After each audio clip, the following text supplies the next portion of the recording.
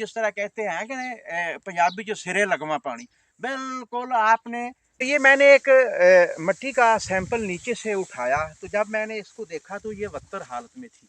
गंदम की मौजूदा सूरत हाल और आबपाशी का फैसला। मेरे मज़ीद खानों, मैं जिस एरिए में मौजूद हूँ ये वस्ती पंजाब का एरिया है। तो बात करूँगा आबपाशी के मतलब। गंदम की मौजूदा सूरत हाल को देखते हुए और जो हमारा मौजूदा टम्परेचर है इसको देखते हुए अगर बात की जाए तो टम्परेचर 25 से 30 डिग्री सेंटीग्रेड तक चला गया है, क्योंकि अमूमन दिन का दर्जा हरारत ज़्यादा है और रात का दर्जा हरारत अमूमन नीचे चला जाता है। तो हमने फैसला करना है दर्जा हरारत को देखते हुए और वक्त को देखते हुए इस बात का तयन करना है कि हमने बेहतर आबपाशी किस तरह करनी है, किन चीज़ों को मलहूज़े खातर रखना है जिससे हमारी गंदम की फसल गिरे भी ना और ये खैर आफियत से सही तरीके से इसकी ये परवान चढ़ जाए। तो बात करते हैं आखिरी आबपाशी।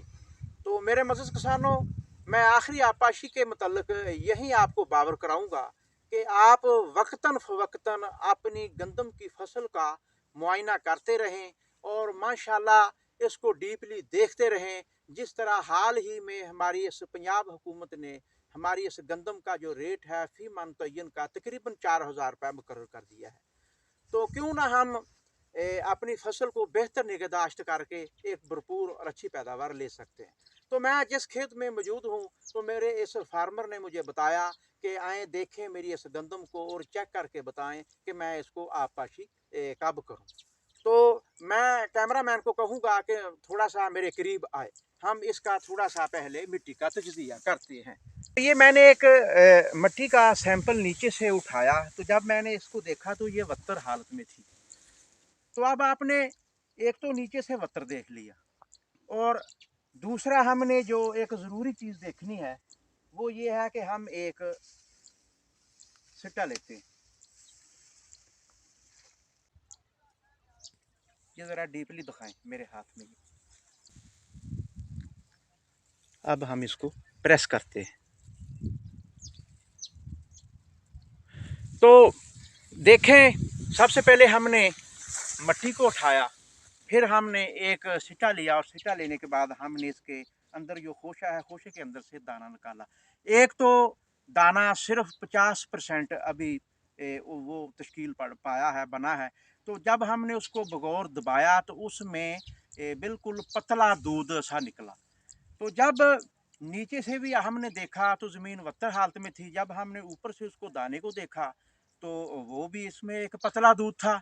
तो मैंने इसको यही मशवरा दिया कि आप इसको बाकायदगी से आबपाशी करते रहें।